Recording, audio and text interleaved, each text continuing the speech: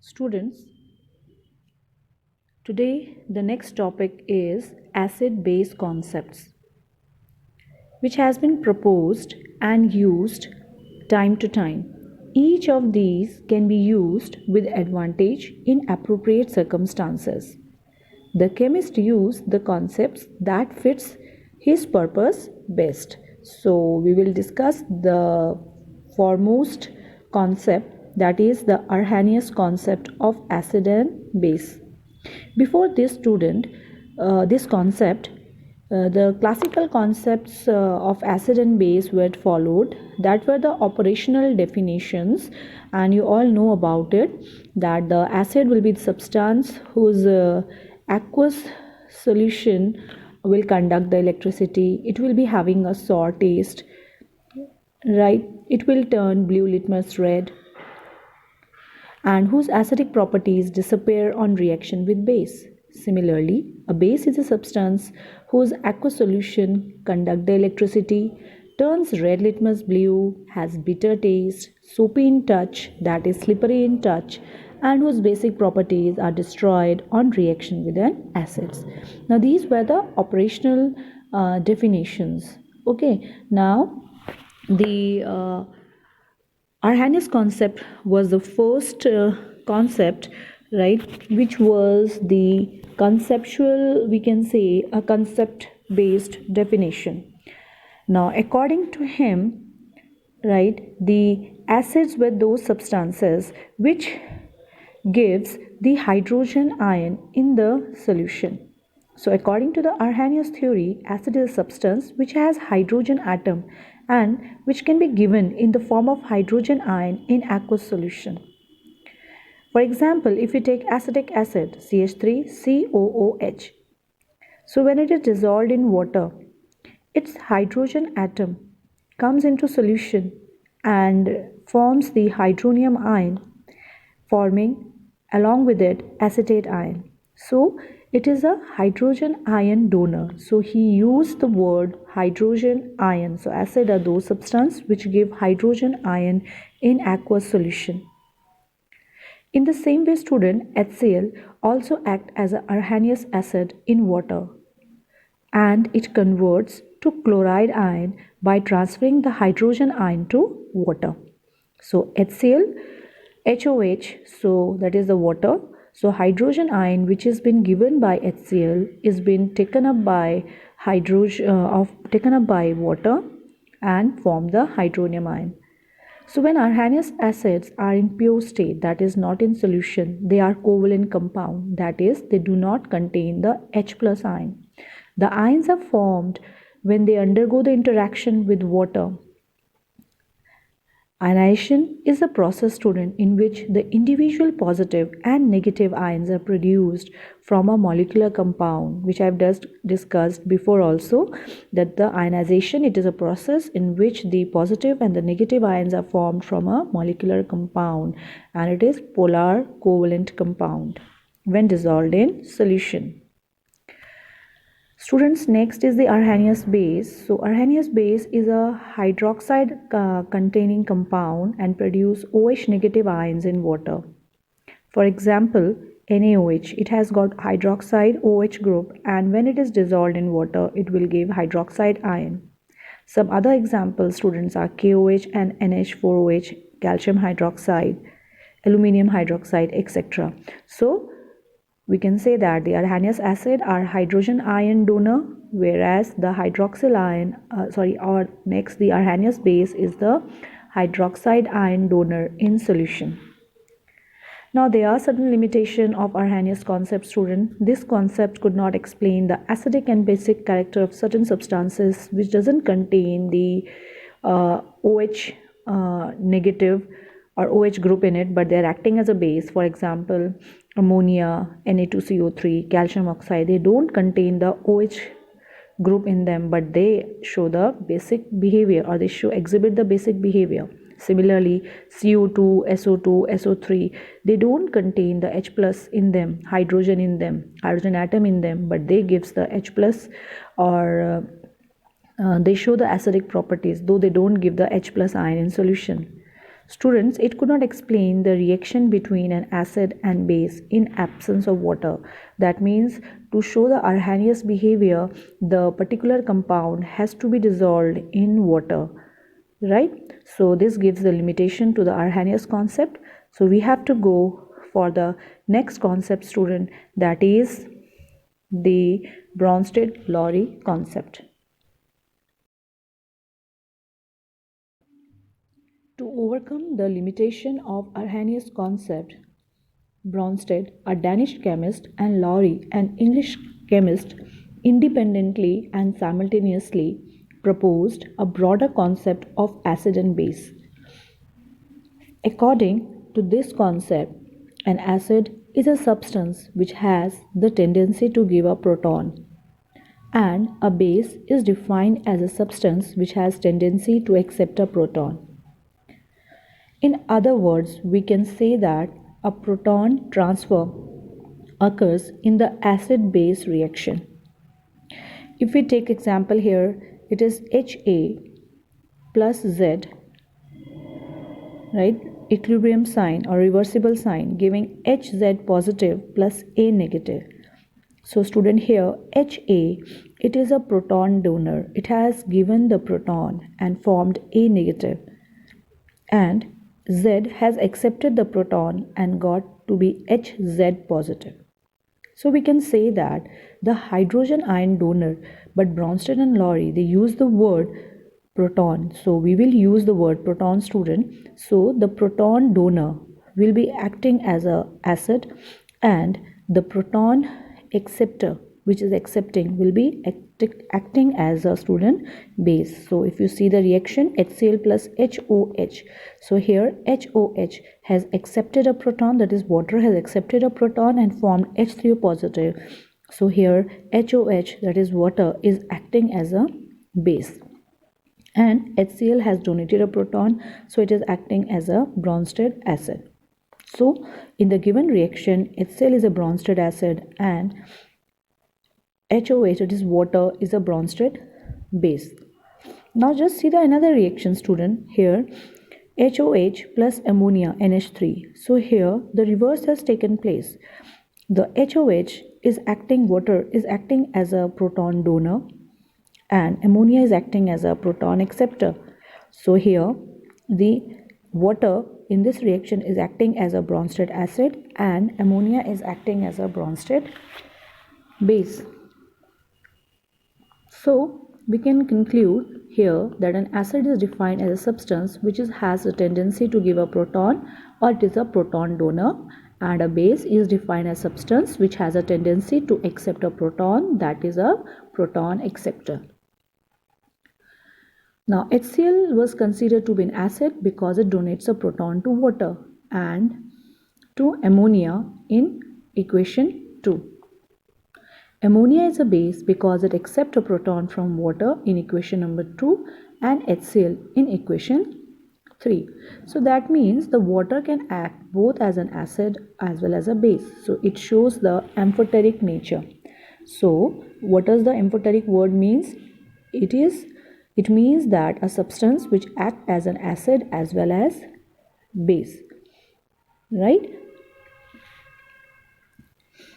Now whether a substance is an acid or base, we have to count the hydrogen on each substance before and after the reaction. If the hydrogen number has decreased, that means that has donated the hydrogen ion and hence acted as a proton donor, that is acid. If the number of hydrogen ions has increased, then the substance has accepted a proton and hence it is acting as a base.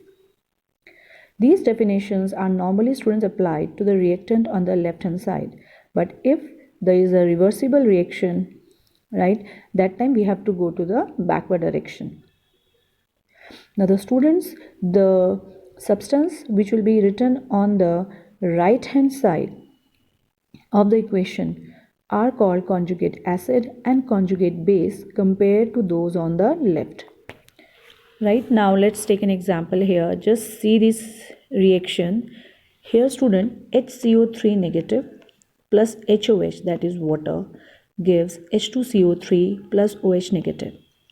Now here the bicarbonate ion, that is HCO3 negative, just see the hydrogen atom. It has got one hydrogen atom, but on the right hand side it has got two hydrogen atom. That means it has accepted a proton.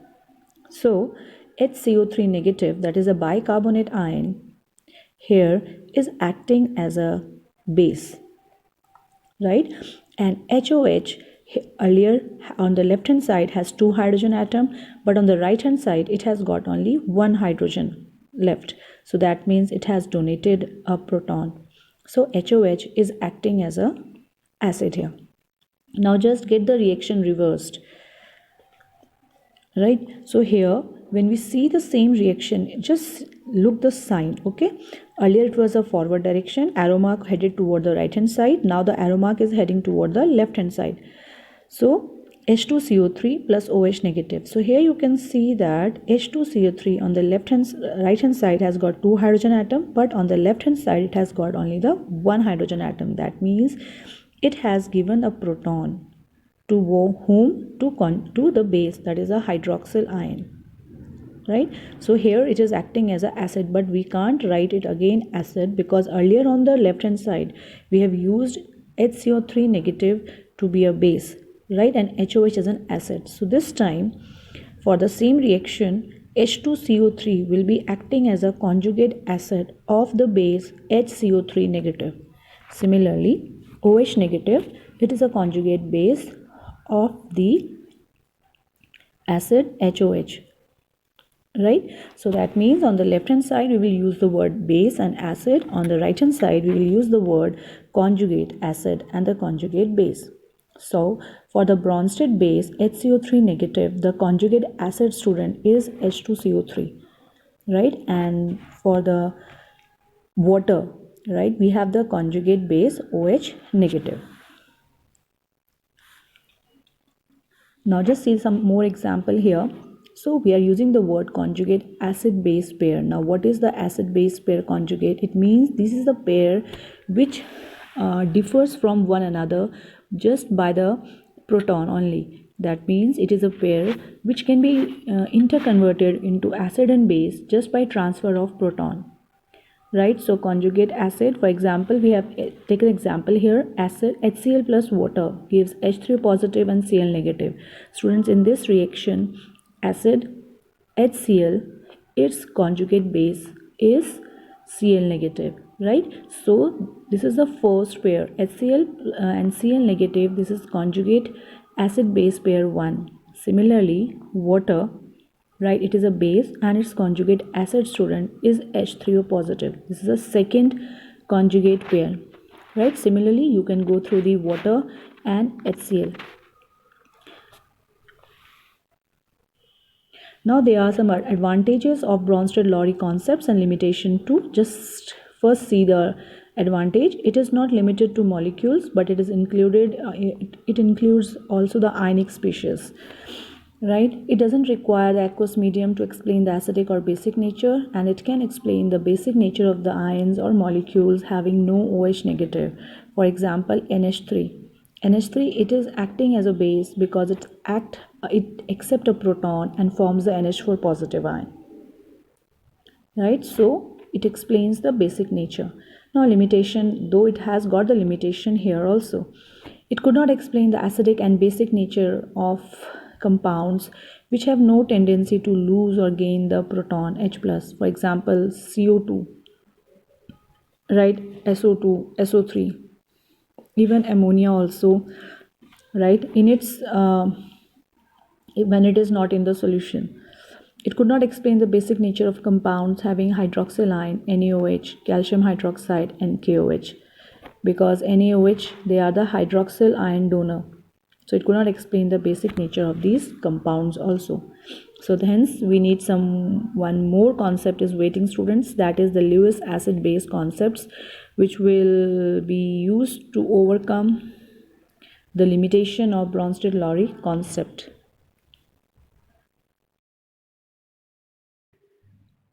So Bronsted-Lowry concept of acid and base was broader than the Arrhenius concept. However, it did not enlarge the scope of acid as this concept also emphasizes the presence of hydrogen ion in an acid, like the Arrhenius concept. Next student comes the Lewis concept. It is a Lewis acid-base concept, and it is an electronic concept student. G.N. Lewis proposed a broader concept, and it just eliminated the requirement of the presence of hydrogen in an acid and included many more substances as acid and bases. According to this concept, students, an acid is a substance which is capable of accepting a pair of electrons, right? Whereas a base is a substance which is capable of donating an lone pair of electrons.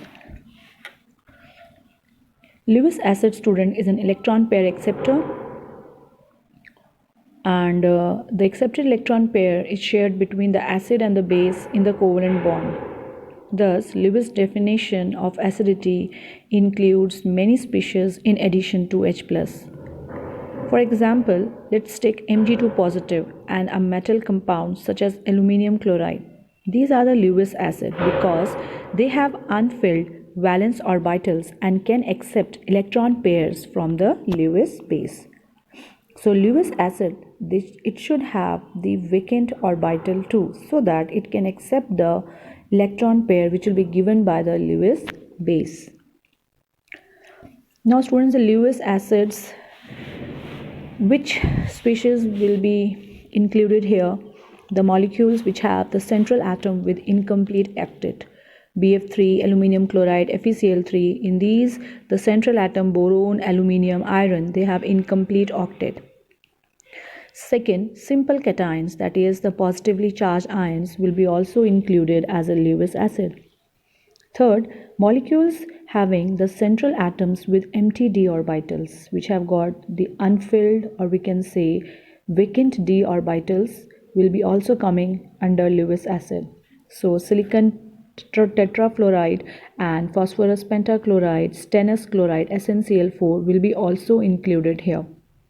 Molecules containing a multiple bond between the two atoms of different electronegativity will be also considered to be a Lewis acid. For example, CO2.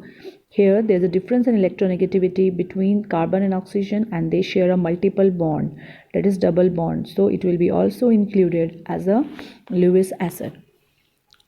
Now students, the Lewis base, the substance that donates the electron pair, will be termed to be a Lewis base. The donated electron pair is shared between the acid and the base in the covalent bond. Most oxygen and nitrogen containing organic compounds can act as a Lewis base because they have the electron pair. Now the types of Lewis base: neutral molecules like NH3 or NH2, where the atom has got the lone pair on it. Here nitrogen have it. All the negative ions like fluoride, chloride, bromide, iodide, hydroxyline, they have tendency, they are negatively charged and they can give the electron pair. So they act as a Lewis base. Again students, there will be certain limitation of the Lewis concept also.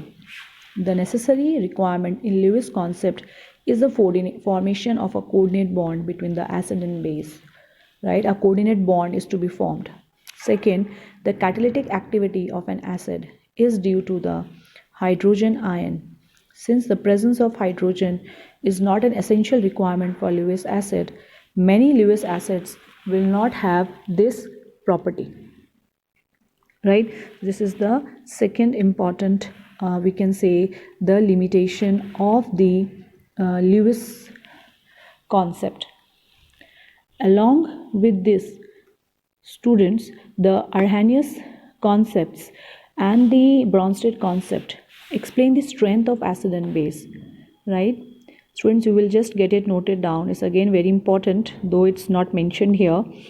The Arrhenius and the Bronsted concept, they explain the strength of acid and base, but the Lewis concept do not, right? And next is that the acid-base reactions are usually fast, but the formation of coordinate bond is slow, hence it doesn't fit in the acid-base concept, right? So whenever an acid and base reaction will take place, it is very fast reaction, but student, the formation of coordination compound or the coordinate bond, right, is very slow. so it doesn't fit in this concept, right? So just get this noted down.